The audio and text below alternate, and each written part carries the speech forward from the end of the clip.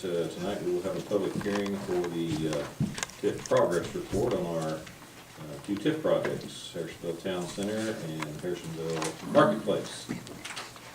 Mr. Welch, I'll let you take the floor on that. Okay. Two TIF projects were approved by the Board of Alderman, the first being Town Center in 2005, and that was followed by Marketplace in 2007. Town Center, most commonly known by its anchor tenant of Sutherland's, and Marketplace we all know as Price Chopper. Town Center is approximately 22 acres with 4 acres undeveloped, while Marketplace is almost 10 acres on the west side of the railroad tracks, all undeveloped, and 18 acres on the east side with 5 acres undeveloped. State mandates that progress be tracked in the TIF developments every 5 years to see if they're following their development plan. This is a public hearing with the city presenting the TIF development schedules as adopted and updating the board on the current status of the projects. So we're just kind of going through the information that we have in the agreements and just giving you a progress report, which we did not have all of these progress reports available for the TIF Commission. So this is even more updated information for you to review. So Town Center's development plan had a redevelopment project 1, and that was just the Sutherland's and those lots adjacent to that. There's 19 acres on the north side that was not part of that original development. It's part of the TIF, but it's not part of the development. So there was no time schedule for that piece of property. And that property is now owned by Security Bank Kansas City, or SBKC. And they've got back to us on what they've been able to do or haven't been able to do with that property, and we'll go over that in just a couple. For the Marketplace, a portion of that is owned by Mike Christie now, and we've talked about that because that's the storage place that's going in. He's still moving along with that. We get phone calls from different tradesmen asking how the process goes, permits and all that. So they're getting ready to work on that. It's just taking time to put the plans together and get their contractors together. On the other side, Hawthorne Bank owns on the west side, which is over by Casey's, and at this point there's not much going on with that. But anyway, now let me. There were 2 development agreements with Marketplace. There was the original development agreement, and then there was it was redone or amended development agreement. So I draw your attention to packet page 311. Talks about the construction. Originally, construction was supposed to start in 2008 for Marketplace. And the east side should have been saturated by October of 2010. On the west side, they were planning on starting in February 2009, and that was going to also be done in October of 2010. As we know, that has not been accomplished. So that's the Marketplace TIF. For the Town Center TIF, again, it was just the area where Sutherland's went into, so you got Sutherland's, Russell Stover, and Comfort Inn. So construction of the redevelopment project 1 will commence promptly following the approval of this plan. The plan and redevelopment project 1 and issuance of obligations, they set a target date for February 1 of 2008. And as we know, there's 2 lots over there that have not been developed. We've also included pictures of the areas so that you have an idea what we're talking about for the Town Center TIF. Packet pages, let's see, packet page 325 shows the whole TIF area. Packet page 326 shows the redevelopment area. Again, that's just to differentiate between the 2, because 1 was only included with that redevelopment. And then on packet page 327, we've got the east and west sides of mechanic for the Marketplace TIF. Any questions so far? Okay, so updates. So on Marketplace again, we know that Mike Christie wants to put in the storage units, and that will, we hope, start here soon. Again, that's not going to be on the date that they had established of 2010 to be finished, but we do see some progress there. We had a chance to talk to Hawthorne Bank about the properties on the west side. The only thing that they passed on to us was that there was a hotel that was looking at it, but they, at this point, have not pulled the trigger to do anything on the west side. And they haven't had other inquiries about it. It is out there.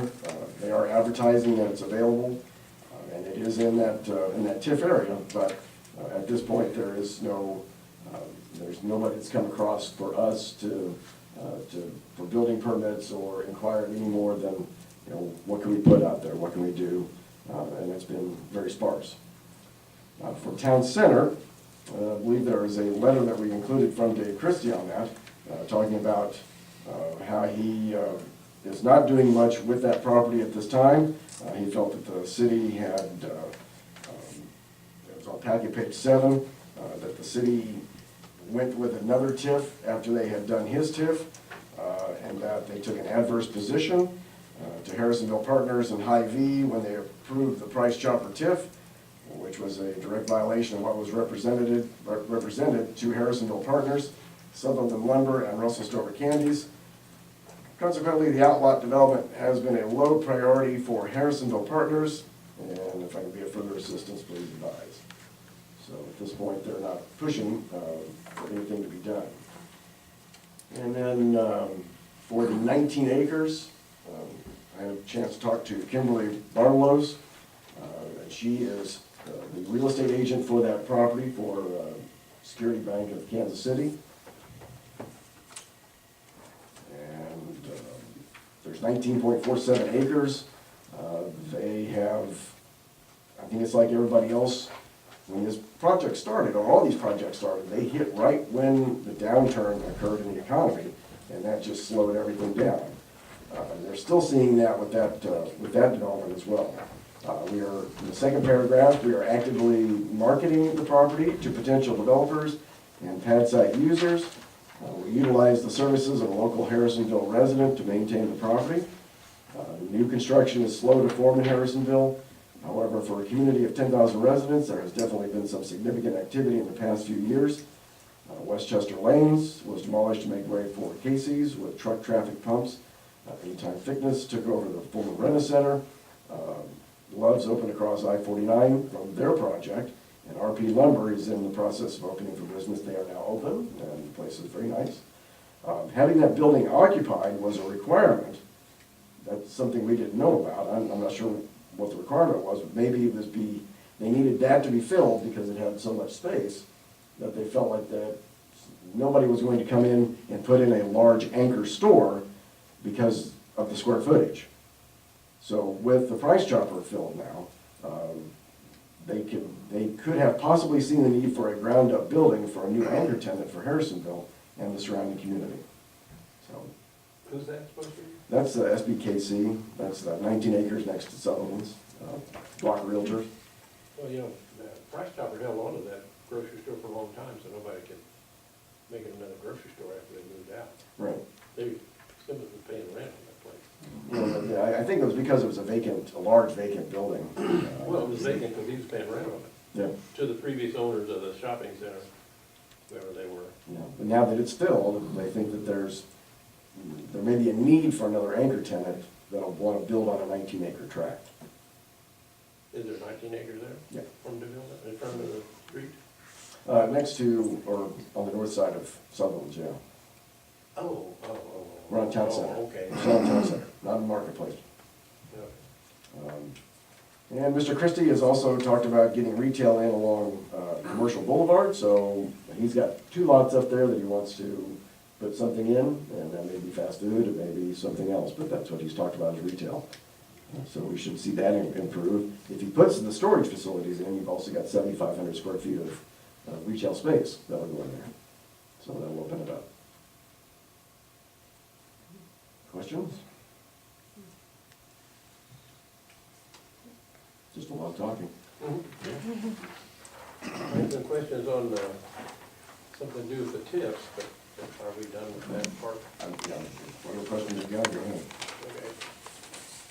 Okay. From the collection, what I'd like to know first is how much money did we write the check for the bond payment, that was due on November 1st? What was the amount? What's that, what, 700,000?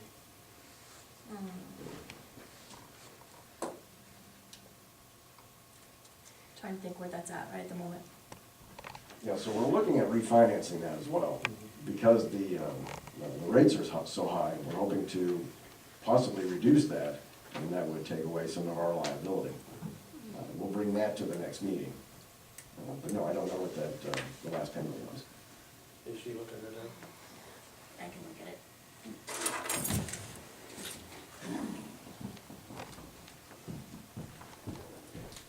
Well, the figures I have are $429,868.70 that came out of the general fund's contribution to this.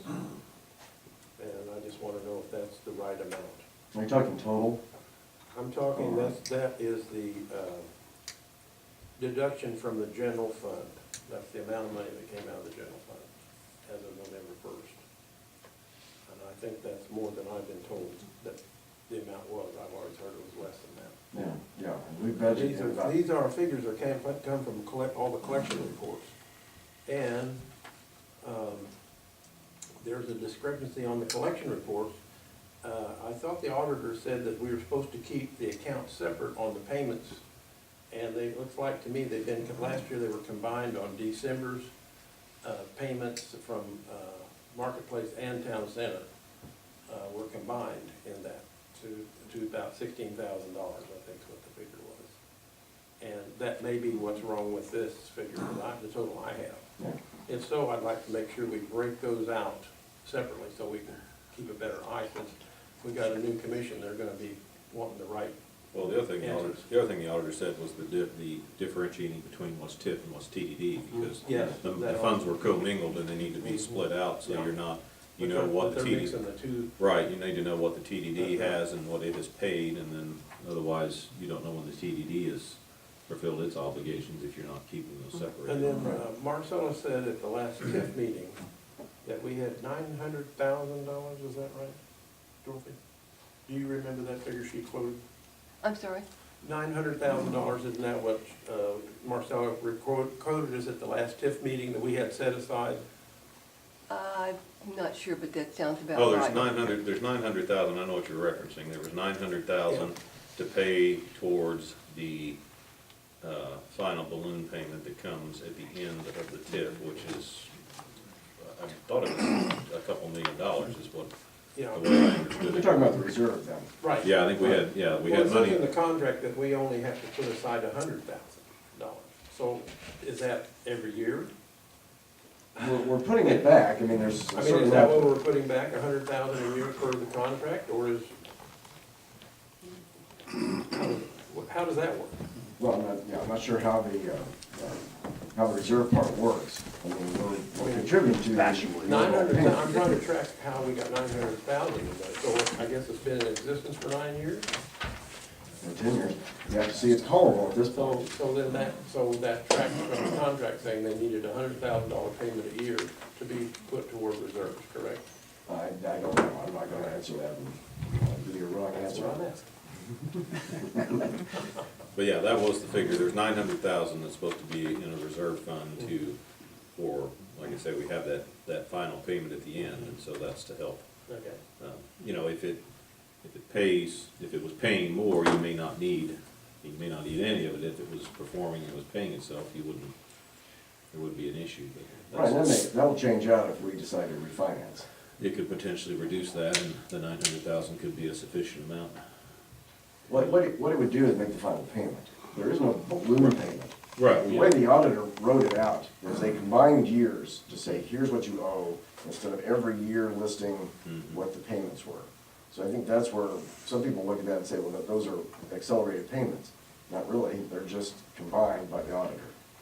So they're not listing every year. Okay. Well, I think the problem lies, just after I've done a little bit of talking about this figure I had, I think it's because of the combined that they're combining the payments of the TIF project instead of splitting it out. And when you say combining, so we would not make this, we make, Maybe you're talking about TDD I'm and talking TIF. about on your collection reports, it's not divided out on there so you can figure out who's what owes what, whether it goes to the town center or whether it goes to Marketplace. It's been a combined payment. And I think it's 16,000, then there's nothing on December. Can't find anything of 16. I think the problem with this, where my figure comes from, is the figures from October, November, December 16 are added into this sheet here that I have, so, of the current. And the reason they're not on there is because they're combined, that's what it is. They're combined instead of separated out. And you're saying, now the TIF payment would be separate from the TDD payments. So all I'm interested right now is how much we paid on November 1st for the bond payment, Right. what that amount was, because then that's gonna tell me where the mistake is. So on the bond payment, does that include, that's the entire payment, which would include what we're responsible to make up? Right. So it's all one amount, it's we to differentiate what was truly paid out of, I mean, it all is collected there and then paid out. Right. What's truly paid out is not money, I guess it's what money was paid out above and beyond what was collected, that's Right. the, I think that's where the question's coming.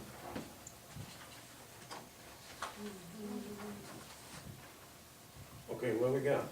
So this is the debt service schedule for the town center payments. It shows as of 11/1 of 2017, there was a $340,000 principal payment that's kind of highlighted in that gray. Okay, And then you go across, you've got 150,531 and a quarter is your interest payment for a total payment of 490,531.25. okay, that's even more than what he said. Okay. And so that's the amount of the payment. The The sales 340? tax, the $490,000 was the total principal, it was the total mortgage payment, if you will. 490,531.25, Right. okay. So the sales taxes and the property taxes is all, you know, all the eats, all the TDD monies, all that's collected all year long, you know, to go towards this payment. And whatever we're short at the end of the year is what general fund transfers over to make that whole. And so how much was that transfer? Last year's transfer was $130,000. We'll see what December sales tax brings in before we'll make that final transfer to know exactly what that is. Okay. For I was 17. just telling them that it would be helpful, these figures are coming off the collection reports. The And, collections is on the collection report. How much money we've actually collected uh, is what you're seeing on Well- the collection well, report. the numbers are pretty close here, but I think where the mistake is coming in at is of 16, October, November, December, those payments are combined on the sheets instead of split out on each TIF. Right. And so we've And tried so- to fix that going forward. Yeah, that's what I'm asking, if we can make sure that the accounts are separate so we can track Mhm. each one, And I think for most of 17, I think we went back and changed January's. okay? So Yeah. if you go to the website, you should be able to see each monthly collection report, so that you can see those. And I think Tammy updated that, Mhm. and we populated that, so you see that broke out. So you know exactly how much money is coming in to which area. Okay, then the other question I asked while you're going, okay, in the contract for the TIF on the town center one, it says $100,000 a year is supposed to go to the reserve fund. And you had made the statement in the meeting that we had $900,000 so far in reserves toward that. I'd have to read it, David, I'm not, Okay. I know the reserve was set up with the bonds, Okay. and is that what that agreement's referencing is the, which is, basically equates to that. So that's where the $900,000 figure that you quoted at the last TIF meeting Mm-hmm. for reserves is that who is putting that 100,000? The city? No, that money was taken out of the top of the bonds. Oh, okay. So there's not money that's being funded every So year that's not our money that we put in, that's money that came from the project. from the project when the bonds were initiated. Okay, so we're in agreement that the 100,000 has been every year for the contract, that's why we have $900,000 in there. I've not, I'd have to look, David, I don't know. Okay. I've got to look. Well, it sounds like you're saying that the 900,000 was peeled off the top of the bonds, it's Right, not and- been, but it's that's not been over the built. last 9 years, It's, yeah. no, it's not been building, it's been, when they issued the bonds, that automatically got put into the Well, fund. yeah, I was just wondering where the money come from. It'd be a set aside. Yeah. And we've paid anywhere from 250 to 135 this year, so it's actually gone down some. But that's not, doesn't contribute to that reserve fund. Okay, that's it. Thank you.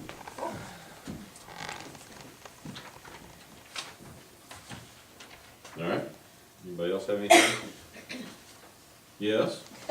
Brian, are you taking questions from the audience? Well, since you're part of the TIF commission, sure. One of the things that we discussed during the TIF commission meeting was two principal payments that are due in, one's due in 2020 and the other one is due in 2028, that are considerable payments. And there was some question about whether or not the auditor's numbers were correct, and I asked that they be clarified, and I've not heard back to whether or not there is agreement that these are the right numbers and the payments will be due in these years. So is that where they've combined those years? That's the term, that's the difference between the term bond and the, It says in here that will include a principal payment of $2.12 million in November of 2022 and $4.13 million in November 2028, when the bonds mature. And this meeting is. And then the other part of that is, if these are truly payments that have to be made as specified, when you're considering refinancing the bonds, will these numbers be included in that? That's what we'll have to research, and our municipal advisor will have to let us know.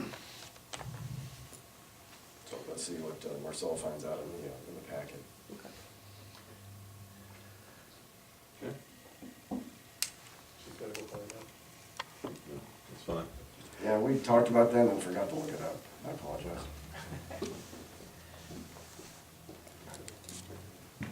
So hear her approaching. sorry, can you hear me going down the hallway? Okay, I did talk to the state auditor's office about this, and Todd, because when you read, this is called a bond transcript. And so in this is everything that was issued in the financing on these bonds. And so when you read through here, they change the type of investment. So it becomes a term, what they call a term bond, where all of that comes due. So if you went and bought those bonds, you get all of your money at one time.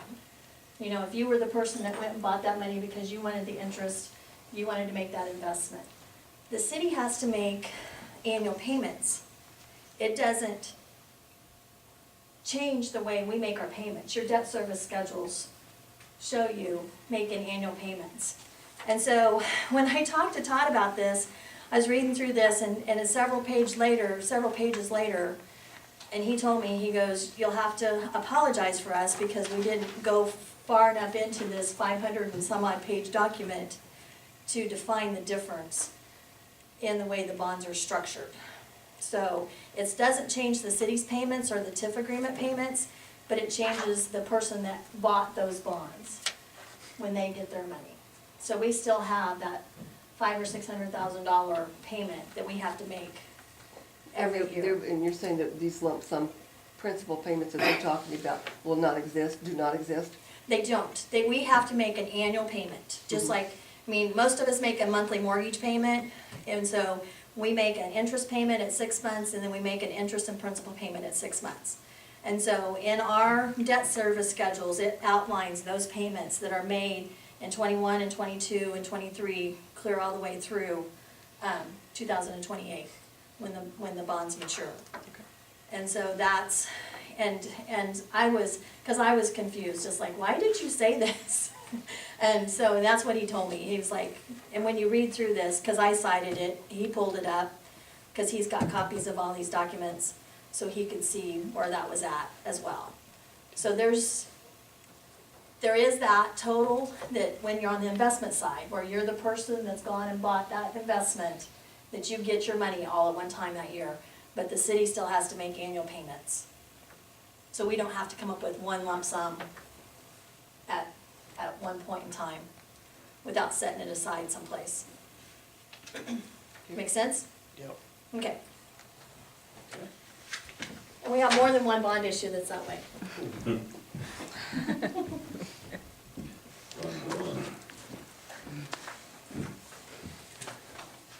So, wonder where the people get their money from if it's not, how they get all their money, that's interesting. I'm assuming they get their annual, or their semi-annual interest payments, they still get that interest money, you know, when you have that investment, you get your interest earnings. Mhm.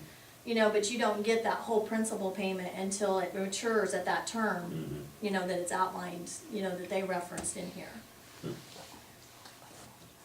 Must be they get to keep the money to earn interest themselves until the end of the. Yeah, we talked about that, That's a good deal.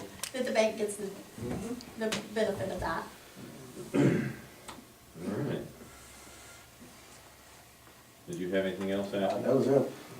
So we have one that's the, obviously, Mike Christie's working on developing more of his, and you have an active real estate. It sounds like we have, unfortunately down at Sutherland's, we have a disgruntled developer that really has kind of decided that got their nose turned up and don't really want to do a whole lot.